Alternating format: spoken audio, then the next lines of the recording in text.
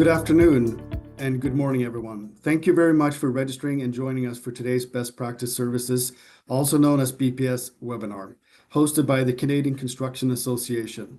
We're pleased to have attendees joining us from across the country.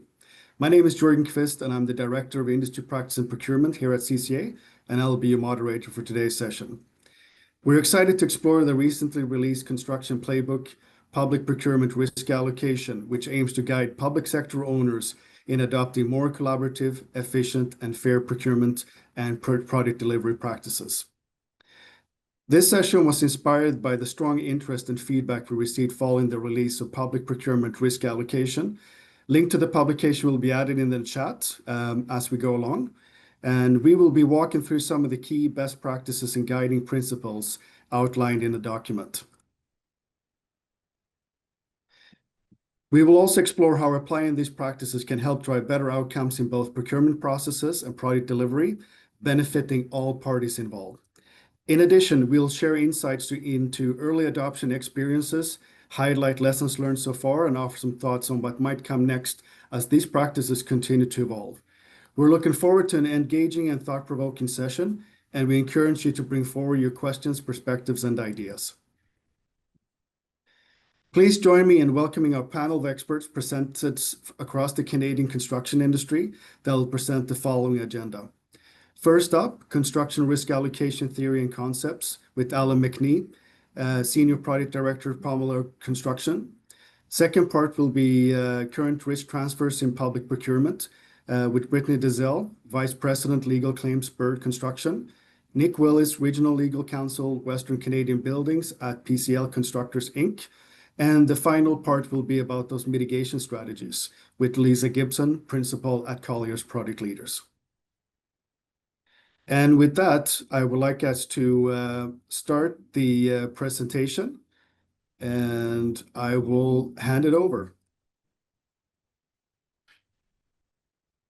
Thanks, Jorgen. I'll jump right in here a little bit about the theory and concepts of risk allocation.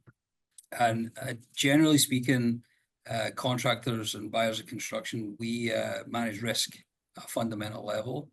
We're always assessing risk, whether it be the outset of a project, the pursuit, the bid, or the execution stage. And the same is true for everyone in the construction process. And generally, the overall success of any project is typically directly linked to how the various stakeholders allocate, assign, and manage the risks. So a little bit more about theories and concepts. The overarching principle in regard to risk allocation in the public procurement space is guided by a few concepts. Those concepts are generally around fairness, risk tolerance, in terms of the buyer's risk tolerance, and ultimately assigned appropriately to the party that's best placed to manage that risk. Contractors are skilled and experienced at identifying, managing, and mitigating identifiable and measurable risks. When inappropriate risk is transferred to contractors, they either price or insure the risk, which typically drives up the cost. Unidentifiable, ambiguous, and uncontrollable risks result in a few things, typically when we come across them. The unnecessary risk-taking happens when we see these types of risk transfers. Increased contingency when that specific risk can't be priced properly. We also see a lack of responses in the market. When a project comes out on market with the wrong risk allocation in the contract, we see a decrease in the interest, and we saw that over the last few years, and generally a higher capital cost of that construction project. In the end, it's a negative impact to the overall project and the industry at large. Next slide, please. So in terms of increased complexity, it typically means an increased collaboration requirement. And what we mean by that is when projects are more complex, where we have multiple interfaces with scope and contractors, and there's various groups involved in a project, the risk for that project increases. Generally, the higher the risk and the higher the complexity of that project, the earlier we need to engage with the different parties. So we'd like to see contractors come on earlier, subtrades be engaged with their specialties, and really a collaborative approach when it comes to contracting. During the collaboration, the contract terms for those risks can be tailored to suit each of the specific risks as it relates to the project. In terms of the higher risk that's shared, the component parts of that risk can be distributed amongst the parties, so we can have a shared risk situation where there's the different parties are involved. Next slide, please. So procurement type drives value. What we mean by that is where we have challenging projects with increased risk, the contract type and procurement type is really important. Increasingly, we see these collaborative models coming onto the market. They're really important when it comes to the complexity. And early engagement is critical when we're engaged in those risky projects. When we engage early, you really get a few things that benefit the market, and certainly for the project. Increased market interest and competition, which is important for the buyer. Overall healthy marketplace, which is generally important to the construction industry.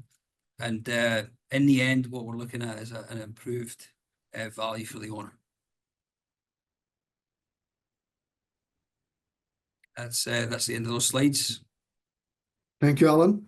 Thank you, Alan, for your insights on identifying who's best suited to manage risk, how increased complexity demands stronger collaboration, and the influence of procurement types on outcomes. We will now move over to Brittany. Thanks, Jürgen, and thanks, Alan. I really appreciate hearing about those principles. If you want to flip to the next slide, Jürgen. Thank you. Okay, so what I'm going to take on addressing a bit in conjunction with my colleague Nick here is we're going to look at areas in which we've seen a bit of a deviation from the holistic risk practices that Alan was outlining there. This is specifically through a transfer of project risks that were either previously in previous iterations of contracts retained by owners or shared by project parties. We see a lot of this behavior or a lot of this type of contracting in projects where the contractor bears the design risk, either by way of design build or a P3 type contract. But we've seen kind of this allocation of risk downstream to the contractor in all types of procurement. And so I'm going to be talking about some of these risk transfers and some of the challenges that have emerged as a result. And Nick is going to talk about a few more of those, as well as how this practice can sometimes not be beneficial either to the contractor or to the owner at the end of the day. So next slide. Thanks, Jürgen. So the first one I want to talk about is unknown site conditions. When I was growing up as a baby lawyer, the type of language I was familiar with for unknown site conditions is what's called the changed conditions clause. You see these in a lot of the CCDC suite of documents, and what this change condition clause will typically say is something along the lines of there will be relief for subsurface or latent or unknown physical conditions at the site which differ materially from those indicated in the contract.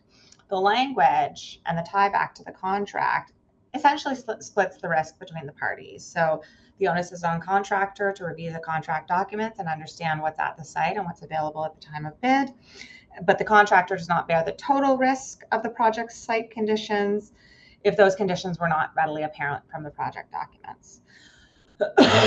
So when I say it's essentially a shared risk, I say mostly because it can be contentious on whether or not something was apparent or inferable from the contract documents. There is a whole line of boring case law in this, which I promise I won't get into. But if you're really interested, it is referenced in the paper we wrote. But what you need to know is under this traditional language, where the site condition differs material, it will lead to a change under the contract.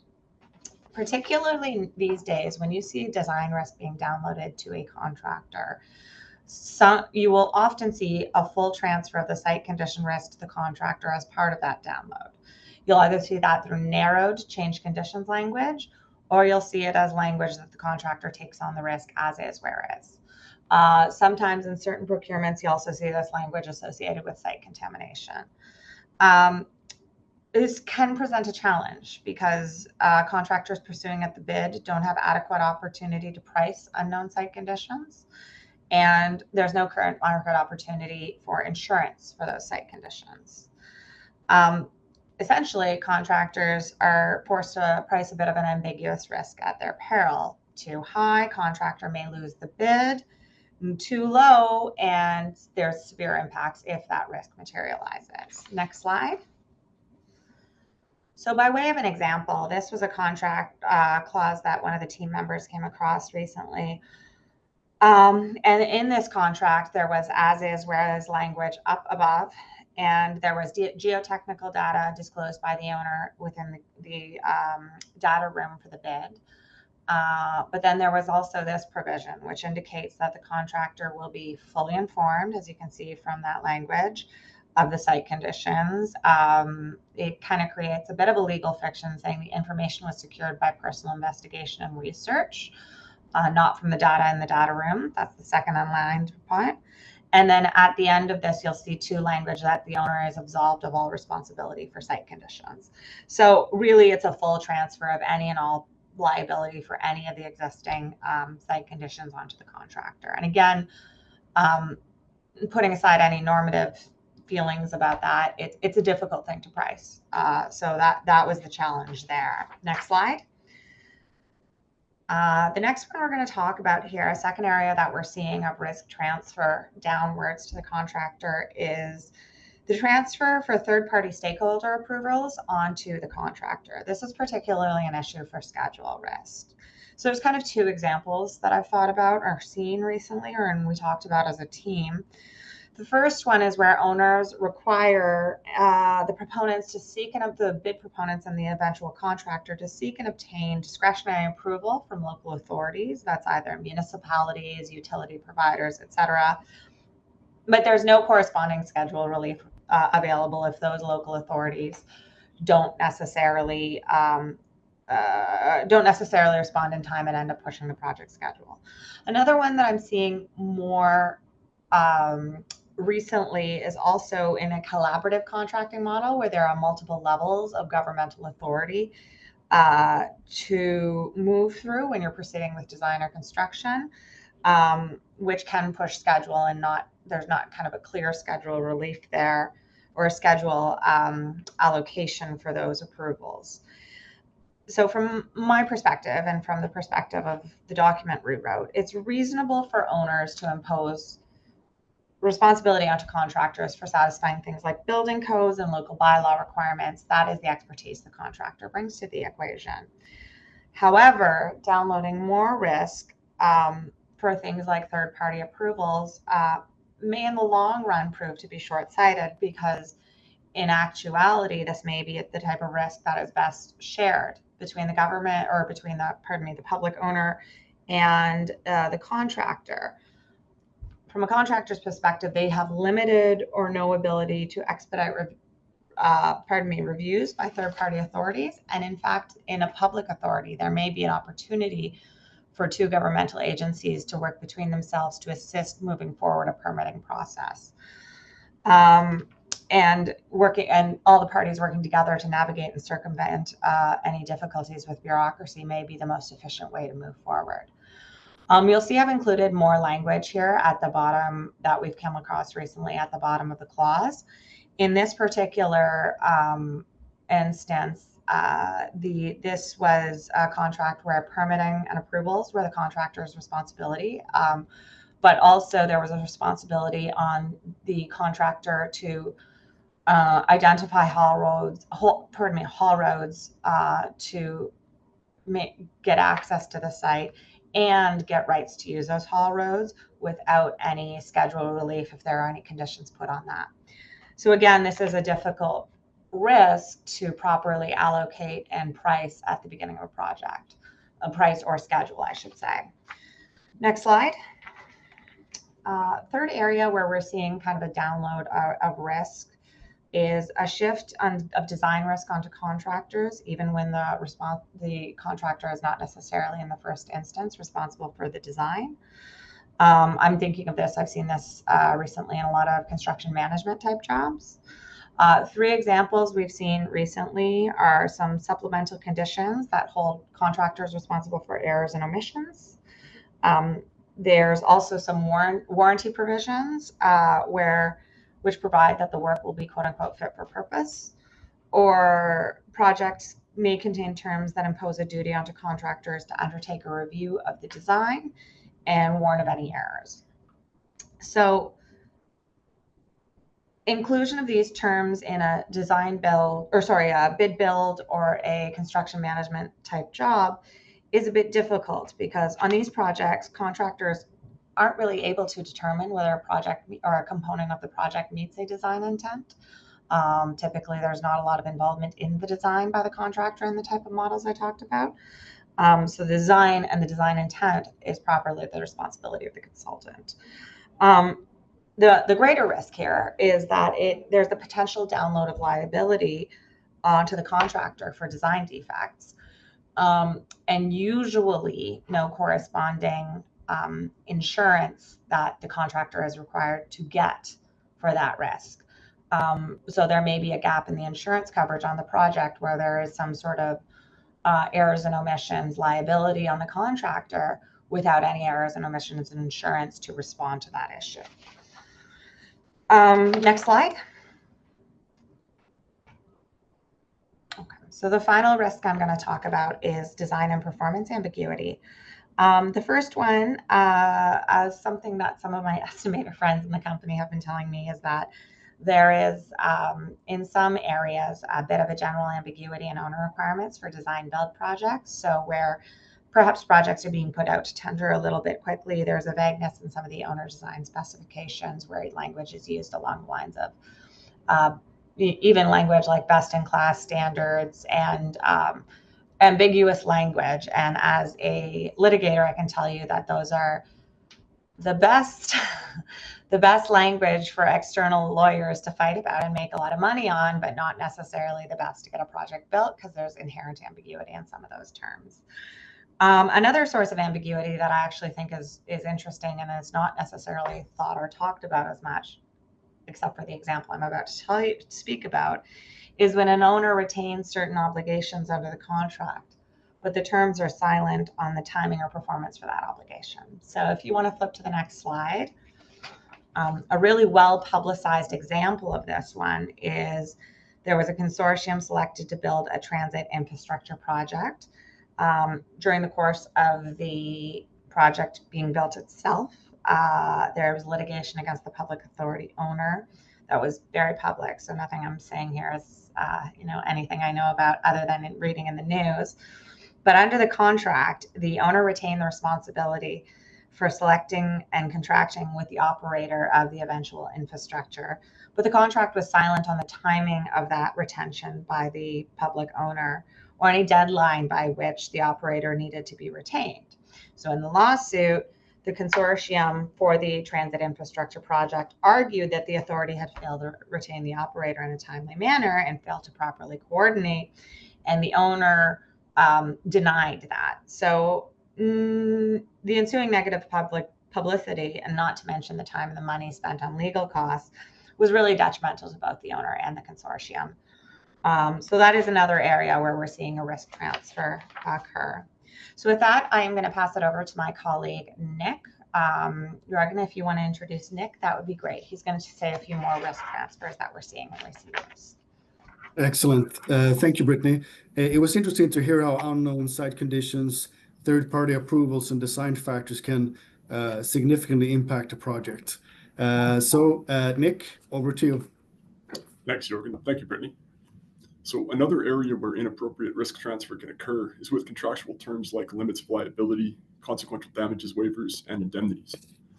So starting with limits of liability, contracts without appropriate limits of liability can leave contractors exposed to nearly unlimited damages, subject only to common law restrictions. All contracts should therefore contain an appropriately worded limit of liability with a cap that is commensurate to the value of the project. Consequential damages clauses. So contracts should also provide a waiver of consequential damages to cover things like lost profits, loss of opportunity, and loss of use. This is because these types of damages are potentially massive and they're difficult for contractors to quantify and manage. And finally, indemnities. Indemnity clauses can greatly expand the scope of a contractor's liability if they are not properly worded. So for example, indemnities can be triggered by things other than legal fault, which means they can make contractors liable even if they haven't breached the contract or committed an act of negligence. Indemnities can also expand the contractor's obligations to third parties that it has a limited ability to protect itself against, as it has no contracts with these parties. So generally speaking, at a high level, all of these types of terms should try to strike an appropriate balance between the risks faced by the owner and the risk faced by the contractor. So next slide, please, Jorgen. So let's take a look at some examples of things to watch out for with these types of clauses. So on the screen now are two examples of a consequential damages waiver. We'll start with the first one. The contractor shall not be liable for consequential damages. So that sounds simple enough, and there is a lot to be said for brevity when it comes to contract drafting, but this clause may not provide contractors with sufficient protection. And the reason for that is that the definition of consequential damages is legally uncertain, and there are several different competing views on what they actually include. So this clause makes no attempt to define what it means by consequential damages, and it's therefore not clear whether it is intended to cover lost profits, loss of use, loss of opportunity, etc. The risk here is that a court could interpret this provision narrowly and leave the contractor exposed to types of damages that aren't specifically listed. So if you take a look at the second example on the screen, this waiver is better than the first one because it attempts to identify the specific types of losses that it applies to. However, the word including at the start of the second line there creates a potential problem because it implies that there may be other types of consequential damages than those specifically listed, therefore raising a question about whether or not the parties intended those other types of damages to be covered by the waiver. So that may seem like a minor point, but this is not the type of thing you'd want to have to be arguing about in the face of a large loss on a project. And long story short, for the reasons Brittany mentioned earlier, uncertainty like this should be avoided whenever possible, and it's always best for the parties to get on the same page before starting the job, before there's a loss on the table, because it's just better for everyone to keep everyone aligned. Next slide, please, Jorgen.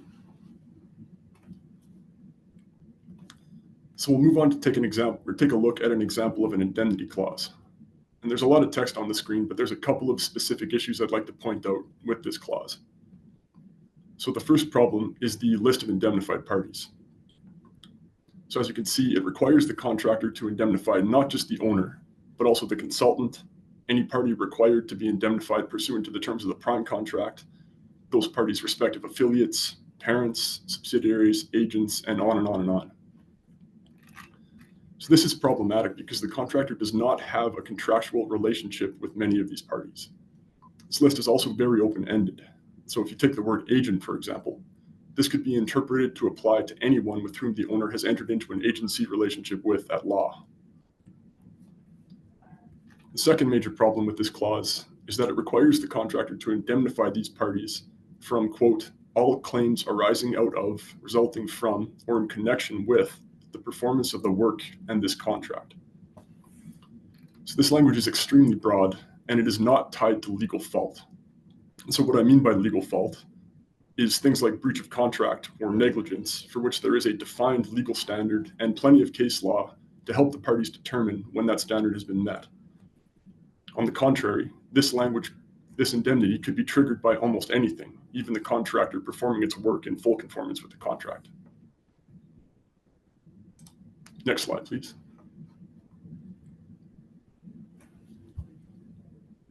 So let's move on to discuss the impact of inappropriate risk transfer on contractors and owners, respectively. Starting with contractors. When contractors take on risks beyond what they can price, manage, or insure, it can impact them both individually and at an industry-wide level. When contractors encounter such risks, they may incur losses that affect their cash flow and profitability. If the contract does not provide appropriate relief, contractors may face difficulties meeting their contractual obligations, paying suppliers and subcontractors, and securing financing for future projects. This can lead to a vicious cycle of underperformance, default, insolvency that can damage contractors' reputations individually and also harm the industry's competitiveness as a whole. And all of these risks are heightened during times of economic instability. So finally, an unbalanced risk transfer can create an increased risk of disputes, which are costly, time-consuming, and detrimental to the relationship between the parties. So they're not in either party's best interest. Next slide, please. So inappropriate risk transfers also negatively impact owners for many of the same reasons. For example, if the risk profile on a particular project is not appropriate, contractors may simply decline to bid, causing a decrease in competition for the job. If they do decide to bid, contractors will attempt to price that uncertain risk, leading to unnecessary and avoidable price escalation. If the contractor undervalues a risk, which then materializes on the project, it could face losses that jeopardize its ability to complete the work and lead to an increased risk of disputes. So all of these factors threaten the delivery of individual projects, but also damage the competitiveness of the industry as a whole. With that, I'll turn things back to Jorgen to pass it over to Lisa. Thank you, Nick, for sharing how indemnities and limits of liability play a key role in risk transfer and management. And we're now at the final part of the presentation. Lisa, please go ahead. Thank you. So let's talk about what you can do. So we want to look at the fact we're an industry of doers. We're all construction or construction-related folks. And I can imagine after watching those first few slides, you're thinking, so what can I do? What actions can I take? So let's look at mitigation strategies and actions, whether it's an early involvement before that procurement is maybe even decided upon, or later involvement and that project is already out for tender. We're going to take a look at some mitigation strategy ideas, and we're going to help you take some action. Next slide.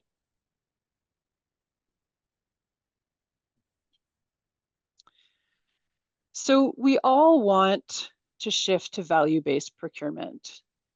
And if we're able to be involved early, then there's different ways that we can manage that risk and impact through mitigation strategies. So a contractor who's involved early is going to have different opportunities to influence how that procurement is structured. And in fact, that would apply to more than just contractors. That would apply to many of the stakeholders. The earlier you're involved, the more you can affect and impact on these risk areas. So looking at some of the risk areas, and you heard Alan and Nick and Brittany talk about these in the beginning slides. We want to talk about a mitigation is collaborating early and often. We want to put an emphasis on value. We want to make sure that we can have that correct contract type chosen, and that's involving all parties, bringing all parties together to discuss and agree on the best fit for that contract. Create a risk matrix, bringing together as many of those stakeholders, creating that risk matrix, creating mitigation strategies, assigning those risks. Let's have owners for all of those risks, and let's do it continually. A risk matrix should be a living, breathing document that stays with you for the whole duration of that project. And then insurance. Insurance, do you know what you need? And not just what you need, do you know who's going to secure that insurance? Do you know who needs to access that insurance? And you want to be properly insured. You don't want gaps, but you don't want overlaps either. And then government approvals. I mean, that certainly was talked about in one of Brittany's slides. Government approvals. Do you know what requirements you need? And do you know the best party to deal with those approvals? And then lastly, dispute resolution. A contract will give you a framework to deal with disputes. Make sure you understand what that framework looks like.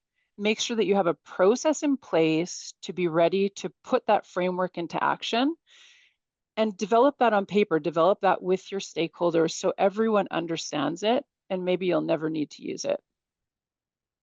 Next slide.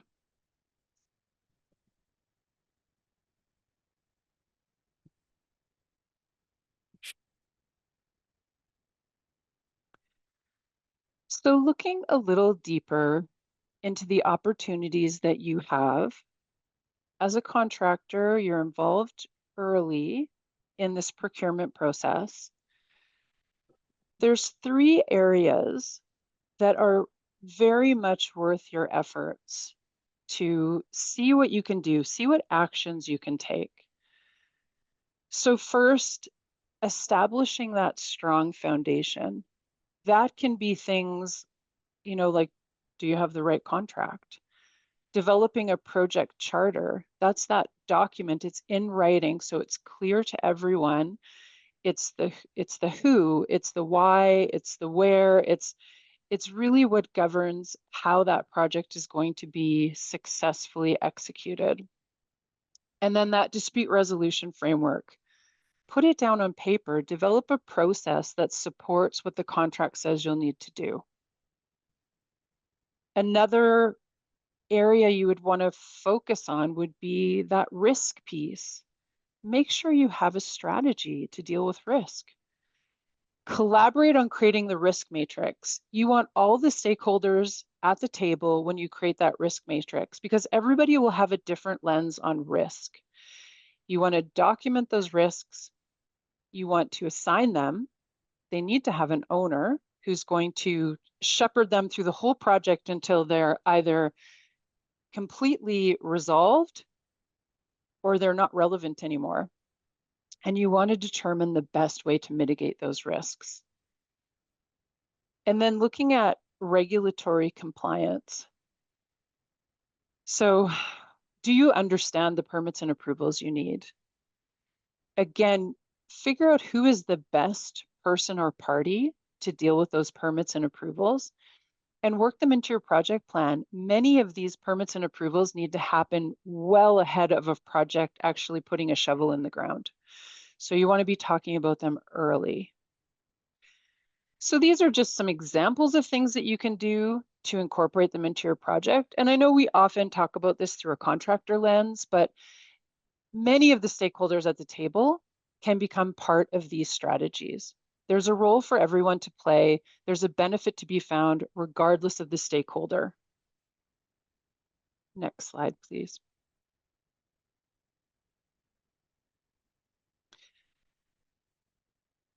I think we all realize that early involvement is not always going to happen. Sometimes in the procurement process, you're going to get pulled in when something is already out for tender. So you have a different opportunity to get involved. You may be facing some ambiguous risk or inappropriate risk transfer in the contract, but there are still things that you can do. There are still strategies that you can take to manage that risk that you're seeing. So some of the ones that I want to flag for you. So very first off, it's not the right contract model. You have the right to decide not to bid. This is entirely reasonable and possible. Another would be you could document those concerns using an RFI, get it in writing, document to the client why this contract model, in your opinion, is not the best. And I think this one is really important and we don't talk about it as much as we should, is use your local construction association.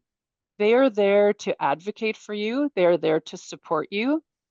And they can make a difference because they're representing the voice across industry, not just one proponent raising this issue. If you see there's ambiguous specifications, ambiguity in the supplementary conditions, again, document those concerns and questions. Use that RFI process and provide details. I sometimes wonder if the owner is really understanding why a contractor might see that as risky. So explain, help them understand, perhaps even give them some examples of what you've seen work better in the past. In terms of insurance risk, you might find misplaced insurance risk. So use this as an opportunity to document what insurance you understand is required and who needs access to that insurance. And you can even clarify which party is best at providing that insurance. And again, you don't want gaps, and you also don't want duplications and overlaps. Neither will serve anyone. And then lastly, that dispute resolution approach. So write it out. Clearly write it out, then everyone understands it, and you can share it with all the stakeholders. The other thing that I've seen done before is create an internal plan that preempts that contract dispute resolution plan. And then you can use that as a way that potentially is going to de-escalate things before they even get to that contractual process. Next slide.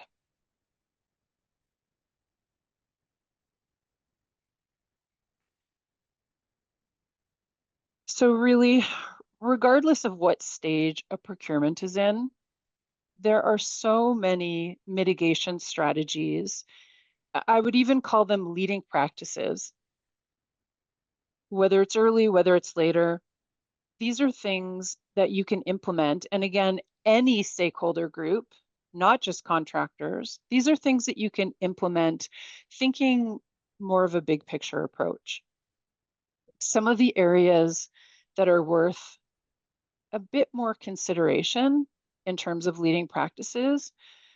So thinking about people and team and relationships, know your team and know your client so that you can make sure that you have the best fit, the best alignment between the people that you're putting together to execute this project.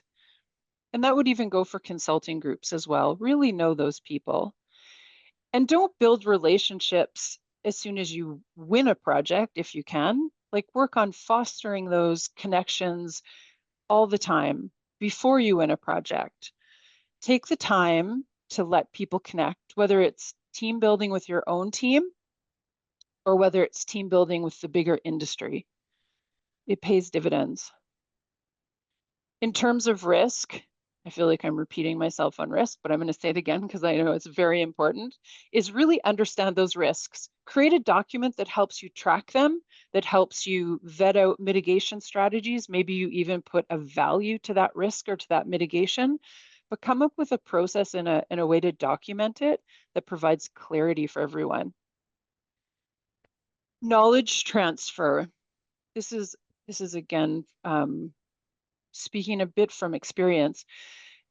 Make sure that knowledge is being transferred along the way. So whether you have a different team pursuing projects to executing, or whether you have changes in a team, it's so important to pull that information out of what people are saving in their head and share it with the rest of the team. That is one way to ensure a successful project. And whether you need a process to do that, or whether you come up with a way that it just happens because it should, don't lose track of that knowledge. Lean construction tools. So lean construction is about adding value, reducing waste, and at the very center of it all is respect for people. So any kind of lean construction, and I would say continuous improvement in that same space, any kind of tool that allows people to gain the benefit of these things is going to help any of your processes and projects. Insurance. If you don't have insurance expertise on your team, find an insurance expert that can support your team. So whether they're a phone call away or whether they're on your team, this is critical expertise. And lastly, dispute resolution. make sure people know what happens when there's a dispute before you get to a dispute. And then I can say with pretty good certainty, you'll be better at avoiding them if you know what's supposed to happen when you get to a dispute.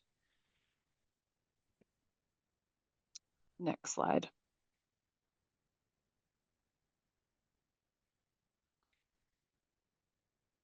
I hope that that myself and my colleagues that have worked on this presentation have inspired you to think differently about risk mitigation and how to approach it. I want to end with this last slide, which is here to inspire you with some real strategies, some focus areas that I think are really important, and some strategies that will help you focus on these. I mean, the first one is people. It's all about people at the end of the day. Our business is a people business.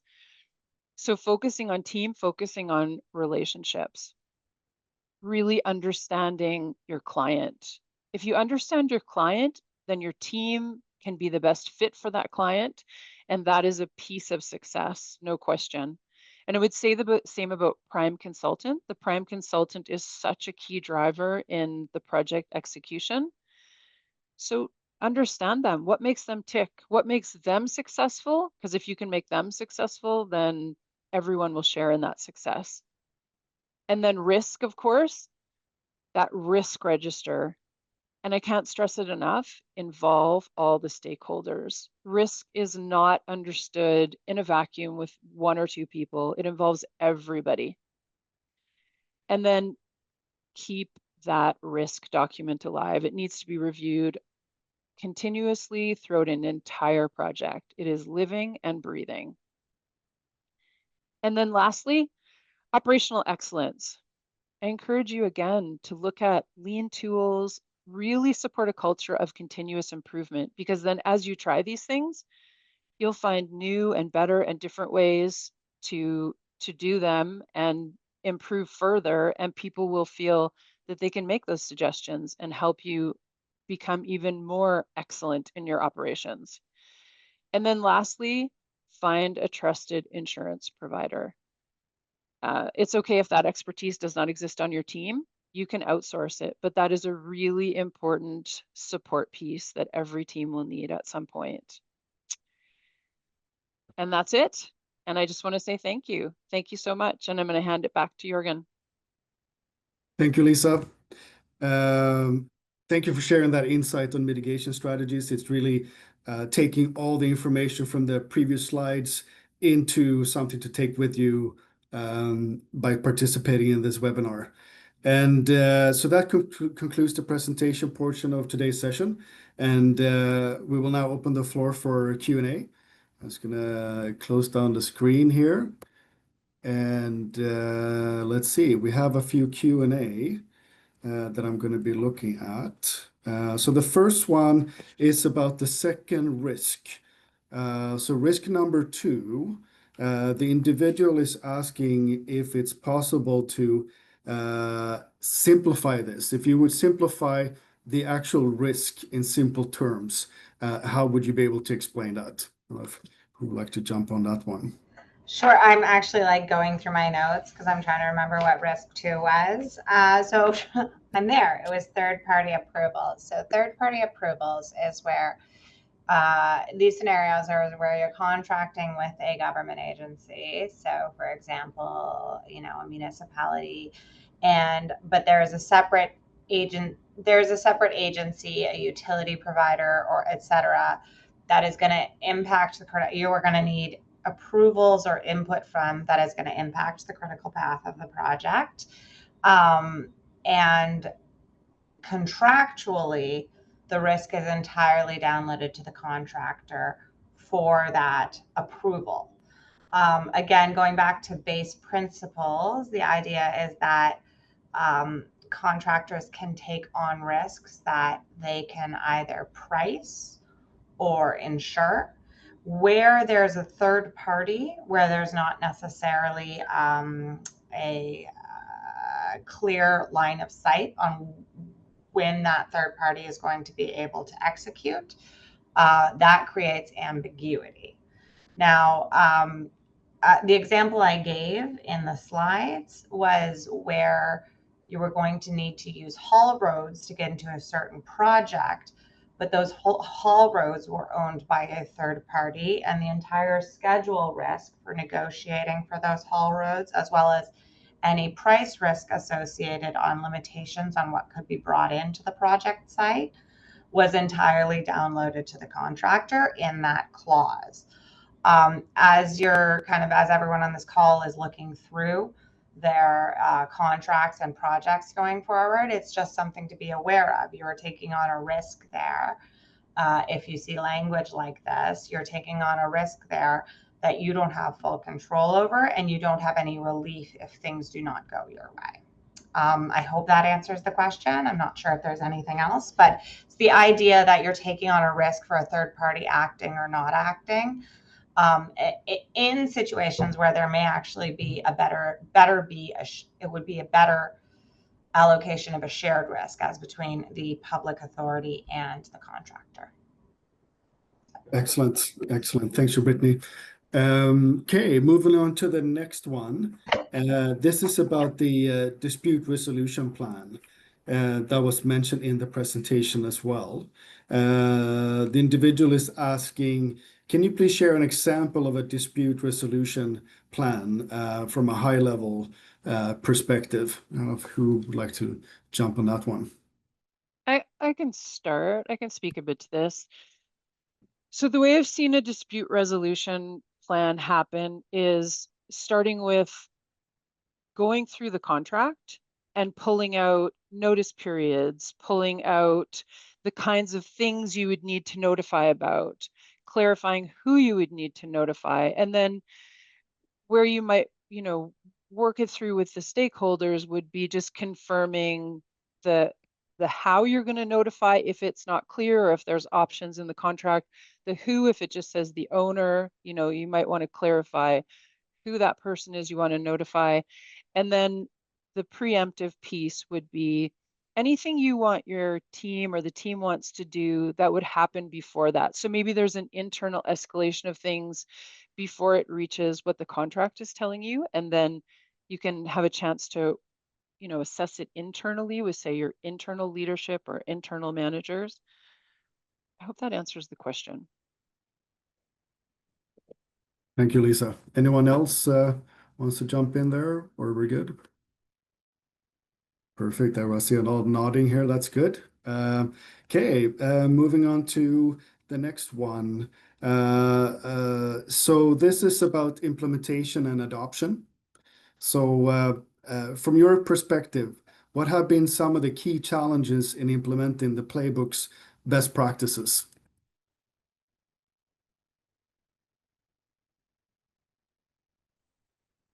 I can start.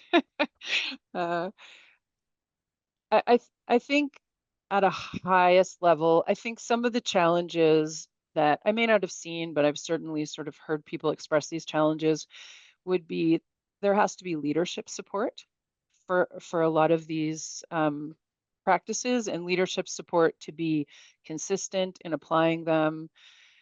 In terms of creating some of the, if you need a document to support it, or a process that becomes a standard, an operational standard, you would need support in order to implement that. And then the last thing that I will say is people have to be okay to fail. People have to be okay to try these things and figure out how to make them better and more successful the next time. And they might not get it right the first time. So all that has to be supported. And I think that starts at the very top. Yeah, and I'll just add to that, just everyone having an open mind. We spend a lot of time writing CCDC contracts and other contracts that are then changed by the buyers of construction to be a one-sided affair. And I think everyone taking the time to be fair and reasonable and open would be a good next step for that. Very good. Thank you. Okay, so we still have time. I will go into sort of a recommendation. This is about the actual collaboration the early contractor involvement. So what's been noticed is the early contractor involvement and collaboration has been emphasized. What are some practical ways public owners can begin implementing this concept on current or upcoming projects? I can start this. I have seen at the local construction association level, I have seen them host workshops talking about, it might not talk about a specific procurement that's coming up, but talk about subjects such as community engagement, subjects such as that which a public owner would like to put into a future procurement, and they will solicit industry feedback, have discussions about, general procurement challenges. I think that's one way to start collaboration and start both sides listening to each other in anticipation of a specific procurement coming out. I think that's a great point, Lisa. I'll jump in and add to that. I think that in the spirit of collaboration, where I've seen projects be really successful and where I've seen perhaps less success is a difficulty to have, and a willingness to have sort of difficult or uncomfortable questions around risk early. I know that's a big ask on both sides of the equation, but Lisa made a great point about, trying to explain, well, this download of risk doesn't necessarily make sense from our perspective, and here's why. I think having those conversations wherever the opportunity can be really fruitful, because then you're getting your approaching it as a team, you're getting your problems on the table to address as a team, and I think that's really important. Yeah, and if you don't mind, I'll add just something there to that question, because it's a good question. Not always making it a race to the bottom. I think the low price at the outset doesn't necessarily mean the lowest price at the end. And so, early collaboration is really key. Ways to do that: two-stage procurement, come out and engage the market early, have the contractors and subtrades and consultants in the same room as early as possible before the design and the construction project gets baked too far, so that there's influences throughout the different stakeholders within a project. And generally speaking, when we do that, everyone's perspective is taken into consideration, and we land up with a more efficient and less costly project in the end. Thank you, Alan. Great responses here, and the questions will keep coming in. So I'll jump on the next one. So this one is from an owner representative. As an owner representative, I would appreciate the panel's insight on best practices for managing price escalation in an existing design build agreement, particularly where the contract includes limited provisions to safeguard the proponent against rising costs. Yeah, I can start us off with that one. It's a really good question. And what we're seeing a lot of right now, especially in the current procurement world, is a transparent method of adjusting a price. So on some procurement that's closed recently, the divisional cost breakdowns are linked to information provided by Stats Canada. For example, in the P3 world, the open book cost provisions for divisions are related to the non-residential index from Stats Canada, and then there's an adjustment mechanism directly linked to that periodically throughout a project. And so those numbers are open and transparent. They come from the government, and they have been vetted by multiple contractors. Not everyone, but some of us. And they appear to be an open, transparent way of dealing with price escalation. Thank you, Alan. Anyone else who would like to jump in on that one? Oh, I think we're good. That's perfect. Thank you. And I know you've been working a lot in that area, Alan, so you have a lot of experience to share. Okay, going to the next one. So this is more of a, looking for recommendations to, dealing with legal situations and maybe not have the a large budget to deal with this. So the question reads, as a non-legal professional and experienced GC, what can a contractor do to build legal strength without having a large budget available to hire lawyers? Well, all the right things come to stuff like this.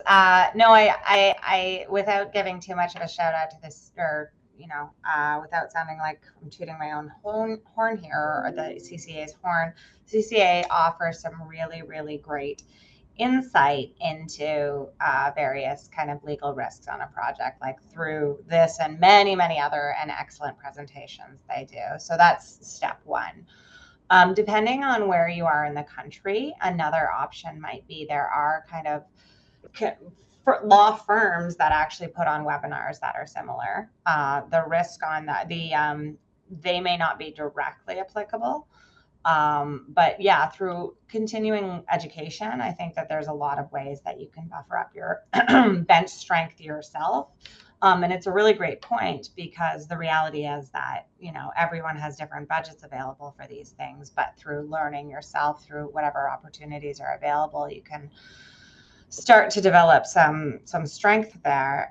The other thing I would say is kind of an ounce of prevention might be worth a pound of cure. At Bird Construction, we do have a legal group in-house, so this is easier said than done. But I think of a lawyer as a bit like a mechanic, and that if you can find one that you can trust, you stick with them and you like them a lot.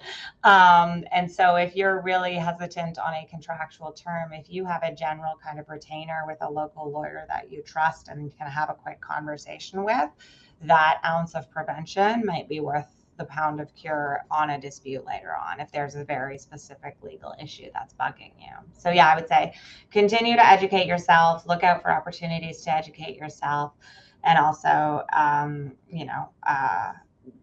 don't be afraid to develop a relationship with someone you trust on in a law firm or similar, and go from there.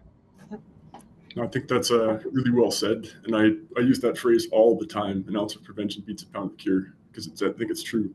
The only thing I'd add maybe is to say, like, there's no substitute for knowing your own contract. Just spend the time up front. Just, you don't have to be a lawyer to understand it, but spend the time with it, flow chart it, just get yourself as familiar as possible. Create a dispute resolution plan along the lines of what Lisa suggested too.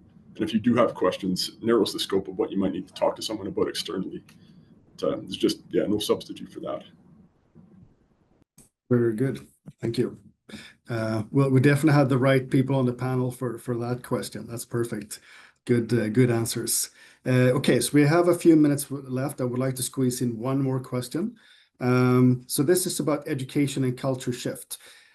Beyond policy changes, there's a culture shift needed in procurement practices. How can the industry and public owners support that shift? Mm-hmm. Yeah, I mean, this is something we talked a lot about as a group, and I really enjoyed the group we worked with here. We developed the paper, and then we, developed this presentation. I think that a dialogue as between contractors is really important, which is why we love people coming onto here and having this chat. I also think that working with your local construction agencies or associations can work really well. There's been a few very public instances recently where contracts were put out together to tender that just allocated way too much risk downstream. And rather than,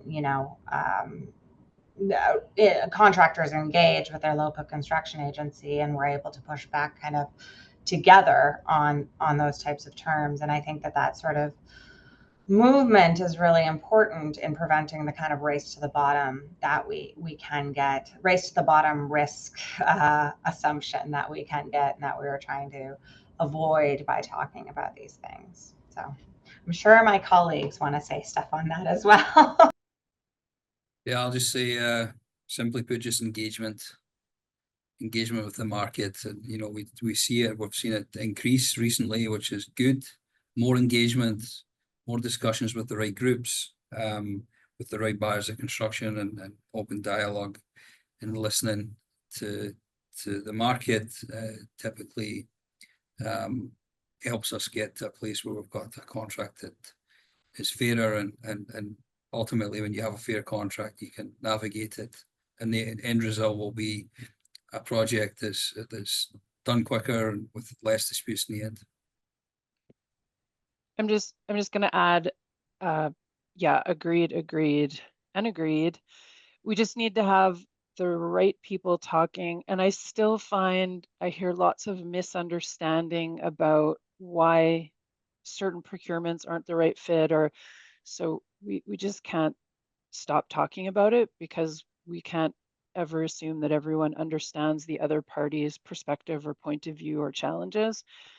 So yeah, it's just, I think it's going to be a continual discussion, but thanks Jorgen and the CCA, because stuff like this is crucial to how we pull lots of people together to at least start talking about it.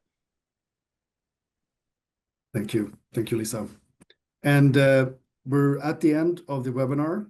And I would like to say a big thank you to our presenters. And I've been working closely with this group to, work with the webinar and also the publication. I want to say thank you for sharing the valuable insights and for helping bring the construction playbook to life with real world context. And thank you to all participants for joining us today. We hope you gain a clear understanding of how the playbook can support more collaborative and successful project outcomes. If you have further questions or would like to explore this talk more in detail, please feel free to reach out to us, Canadian Construction Association, or the panelists here. I'm sure they're happy to have a discussion. And thanks again, and we will see you for the next webinar coming in the future. Thanks, everybody, and have a great day.